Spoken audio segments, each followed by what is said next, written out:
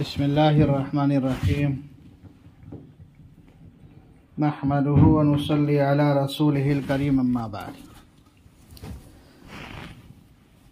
میرے محترم بزرگوں اور دوستو، ہم سب اللہ کے بندے ہیں۔ اللہ کے بندے ہونے کی حیثیت سے ہم سب کا فریضہ یہ بنتا ہے کہ ہم ہر وقت اس فکر میں رہیں کہ میرا پیارا اللہ راضی کیسے ہو جائے، ہمارے اعمال ایسے ہوں، ہمارا اٹھنا بیٹھنا چلنا پھرنا سب ایسا ہو جو اللہ کی رضا کو دعوت دیتا ہو۔ اللہ راضی تو سب کچھ مسلمانوں ہمارا بیڑا پار ہو گیا۔ آج دنیا میں جو ہے وبائیاں ہیں، آفتیں ہیں، آسمانی بلائیں ہیں، زلزلے ہیں، یہ ساری چیزیں نازل کیوں ہو رہی ہیں؟ قرآن و حدیث کے مطالعے سے یہ بات معلوم ہوتی ہے کہ ہمارا رب جب ناراض ہوتا ہے تو وہ اپنی پکڑ میں امت کو لے لیتا ہے۔ اس لیے ہمیں ہمیشہ زندگی کے ہر لمحات میں، زندگی کے ہر وقت میں ہماری بھی فکر ہو اور ہم امت کی بھی یہ فکر کریں کہ یہ پیاری امت اپنے رب کو راضی کرنے والی کیسے بن جائے، ہماری نسلیں اپنے اللہ کو راضی کرنے والی کیسے بن جائیں۔ آج جو زلزلہ برپا ہوا ترکی کے اندر، دنیا نے دیکھا، اس سے ہمیں بہت کچھ سیکھنے کو ملتا ہے۔ مسلمانوں، عقل مند وہ انسان ہے جو اللہ کی پکڑ کو دیکھ کر کے عبرت حاصل کرے۔ اگر اللہ کی پکڑ آنے کے باوجود بھی ہم غفلت میں رہے تو مسلمانوں ہم سے بڑا مجرم کوئی نہیں ہوگا۔ حدیث شریف کے اندر ترمذی شریف کی روایت ہے، حضرت ابو ہریرہ رضی اللہ تعالیٰ عنہ فرماتے ہیں کہ رحمت عالم صلی اللہ علیہ وسلم نے ارشاد فرمایا، جب امت چند کام کرتی ہے، چند برائیاں کرتی ہیں، تو اللہ تعالیٰ یہ زلزلے اور صورتیں بدل جانے والی شکلیں اور زمین میں دھسا دینے والے عذاب اللہ تعالیٰ امت میں نازل فرمانا شروع کر دیتے ہیں۔ وہ کیا برائیاں ہیں؟ پہلی برائی فرمائی گئی کہ امانتوں کو دبا لیا جائے۔ کوئی بندہ آپ کے پاس امانت رکھے، آپ پر اعتماد کر کے، آپ پر بھروسہ کر کے، لیکن آپ اس میں خیانت کر بیٹھے، یا آپ سرے سے امانت کا انکار کر دیں کہ تم نے ہمارے پاس کچھ رکھا ہی نہیں ہے۔ کسی نے آپ کو قرضہ دیا، یہ بھی ایک امانت ہے۔ آج کل معاشرہ یہی ہے، لوگ قرضہ لینے کو لے لیتے ہیں، بھول جاتے ہیں، اور اس سے امت میں بڑا انتشار، بڑے فساد برپا ہوتے ہیں۔ تو فرمایا امانتوں کو دبا لیا جائے۔ وقت مختصر ہے، زیادہ تشریح میں نہ جا کر کے صرف میں حدیث کو خلاصے کے طور پہ پیش کرتا ہوں۔ پہلی چیز فرمائی امانت کو دبا لیا جائے۔ دوسری چیز فرمائی کہ زکوٰۃ کو تاوان اور بوجھ سمجھا جانے لگے۔ حالانکہ زکوٰۃ ایک عبادت ہے، اللہ کا حکم ہے، بندہ اللہ کا حکم سمجھ کر کے اللہ کے حکم کو پورا کرنے کی نیت سے زکوٰۃ دے، عظیم عبادت ہے۔ لیکن بندہ اسی کو بوجھ سمجھنے لگے، تاوان سمجھنے لگے، اپنے اوپر ایک پہاڑ سمجھنے لگے، تو سمجھو پھر یہ عبادت نہیں رہ جاتی ہے، عبادت کی روح مسلمانوں ختم ہو جاتی ہے۔ تو یہ دوسرا جرم ہے، دوسرا گناہ ہے۔ تیسرا گناہ کیا فرمایا؟ کہ بندہ علم دین کو دنیا کے لیے حاصل کرے۔ ہونا تو یہ چاہیے کہ ہم شریعت کے علوم کو، قرآن کو، حدیث کو صرف اس لیے سیکھیں کہ میرا اللہ ان سے کیا چاہتا ہے، میرا رب ان سے کیا چاہتا ہے، میرا خالق ان سے کیا چاہتا ہے، میرا معبود کیا چاہتا ہے۔ اللہ کی رضا کو حاصل کرنے کے لیے ہم سیکھیں۔ لیکن جب بندہ دین کے علوم کو دنیا کے لیے حاصل کرتا ہے تو فرمایا اس کی وجہ سے بھی اللہ تعالیٰ یہ زلزلے برپا کرتے ہیں۔ آگے فرماتے ہیں کہ انسان اپنی بیوی کی اطاعت کرے اور اپنے ماں کی نافرمانی۔ مسلمانوں، یہ بہت اہم مسئلہ ہے۔ بیوی کی بات ماننا یہ کوئی گناہ نہیں ہے، لیکن بیوی کی بات ماننے کے نتیجے میں اپنے ماں کی نافرمانی کی جائے، ماں کو تکلیف دی جائے، ماں کے دل کو ٹھیس پہنچایا جائے، یہ بڑا جرم ہے۔ زندگی میں کبھی بھی آپ کو ہزاروں عورتیں مل جائیں گی مسلمانوں، لیکن ماں ایک ہوتی ہے۔ کبھی اپنی ماں کا دل نہ دکھانا۔ آج لوگ کہتے ہیں کہ کیا ہے، ہماری دعائیں قبول نہیں ہوتی اور یہ نہیں ہوتا، بڑے اللہ والوں کو تلاش کرتے۔ ارے مسلمانوں، تمہارے گھر میں اللہ تعالیٰ نے ولیوں کو بنایا ہے۔ تمہارے ماں باپ سے بڑا قطب کون ہوگا؟ تمہارے ماں باپ سے بڑا ولی کون ہوگا؟ ان کی خدمتیں کر کے ہم وہ درجات، وہ مقام حاصل کر سکتے ہیں جو کسی اور اللہ والے کی دعا سے نہیں حاصل کر سکتے۔ ماں کی دعا تو اس مقام پہ پہنچا دیتی ہے کہ بندہ تصور بھی نہیں کر سکتا۔ علماء نے فرمایا، اگر انسان دنیا کے اندر کامیابی، ترقی، اپنے مال کی بڑھوتری چاہتا ہے تو اپنے والدین کی اطاعت کرے، اپنے والدین کی باتوں کو مانے۔ یہ بات الگ ہے، ایسا تو کوئی بھی والد نہیں ہوگا جو اپنے اولاد کو خلاف شرع کاموں کا حکم دے۔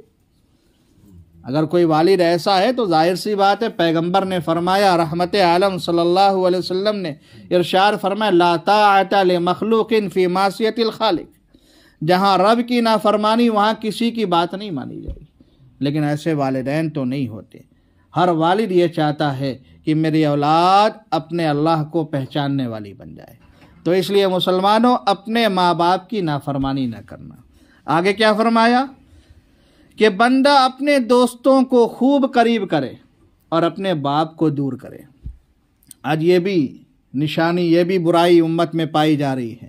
دوست یار آ جائیں، ہم بڑے اچھل کود کرتے ہیں، کھڑے ہو جاتے ہیں، اکرام کرتے ہیں، اور باپ بیچارہ آتا ہے سلام تک نہیں کرتے۔ یہ امت کا معاشرہ ہے۔ تو فرمایا کہ دوستوں کو قریب کریں اور اپنے باپ کو دور کریں۔ ساتواں گناہ کیا فرمایا کہ مسجدوں میں شور و گل ہونے لگے۔ یہ مسجد تو اللہ کا گھر ہے، یہاں تو دین کی باتیں ہوں، شریعت کی باتیں ہوں، قرآن کی باتیں ہوں، حدیث کی باتیں ہوں۔ دنیاوی باتیں ہرگز مسجدوں میں نہ ہوں۔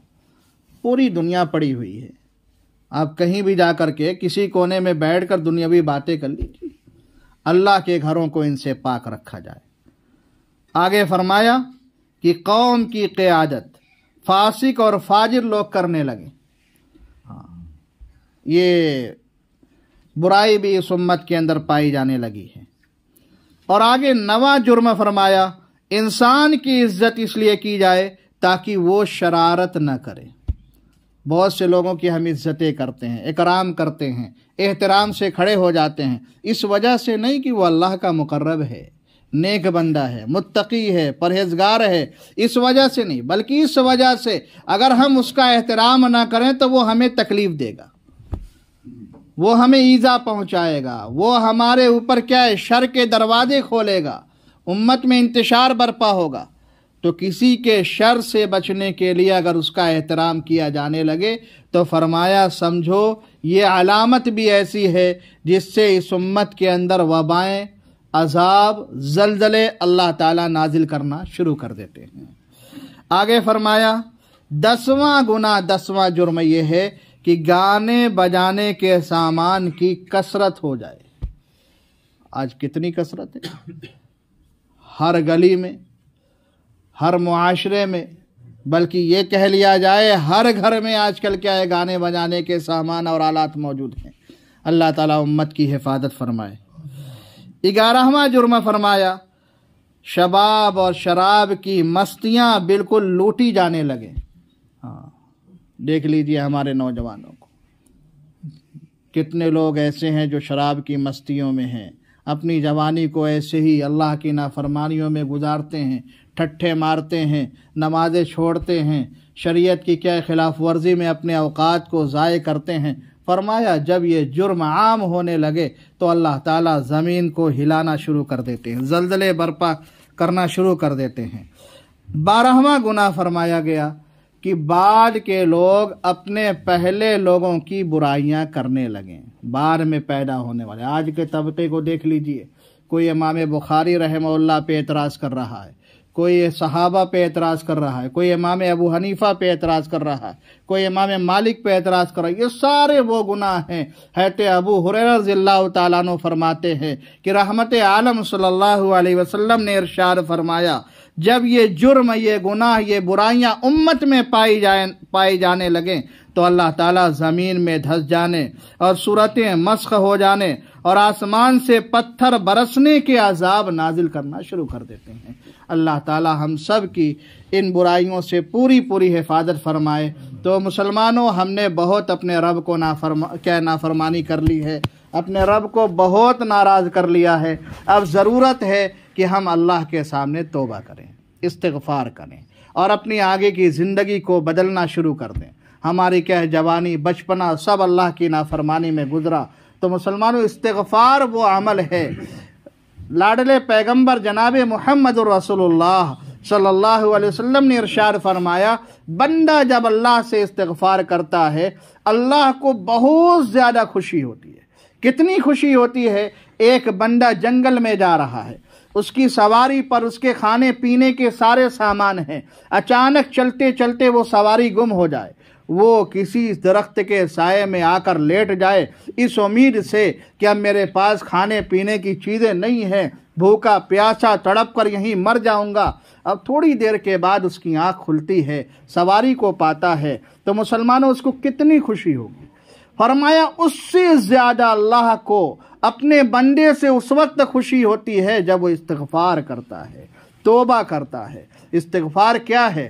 صرف آپ استغفر اللہ پڑھ لیں، یہ استغفار نہیں ہے، اس کی بھی فضیلتیں ہیں، اس کی بھی برکتیں آپ کو ظاہر ہوں گی۔ اصل استغفار یہ ہے کہ بندہ تنہائی میں بیٹھے 2 منٹ کے لیے، 3 منٹ کے لیے، 4 منٹ کے لیے اپنے جرموں کو یاد کرے، اپنے عیبوں کو یاد کرے، اپنے گناہوں کو یاد کرے اور اللہ کے سامنے کہے، پیارے اللہ، میں نے یہ بھی جرم کیا ہے، یہ بھی جرم کیا ہے، آج تجھ سے معافی مانگتا ہوں، اب کبھی بھی ان جرموں کو نہیں کروں گا، اب استغفر اللہ کہے تو مسلمانوں یہ اصل توبہ ہے، یہ اصل استغفار ہے۔ تنہائی میں بیٹھ کر اگر آپ روزانہ 5 منٹ یہ عمل کریں، دیکھیں بڑی برکتیں ظاہر ہوں گی۔ 5 منٹ کے بعد پھر 10 منٹ بڑھا لیں، 15 منٹ بڑھا لیں۔ اگر 10 منٹ بھی آپ نے روزانہ کر لیا تو انشاءاللہ آپ کی زندگی کا، آپ کے قلب کا، آپ کے گھر کے سکون کا ماحول ایک الگ ہوگا۔ اللہ تعالی ہم سب کو اپنے گناہوں پر ندامت نصیب فرمائے، اپنے گناہوں سے توبہ کرنے کی توفیق عطا فرمائے۔ اللہ تعالی ہمارے بھی اور پوری امت کے گناہوں کو معاف فرما دے اور اللہ تعالی ہم سب سے راضی ہو جائے۔ وآخر دعوانا الحمدللہ۔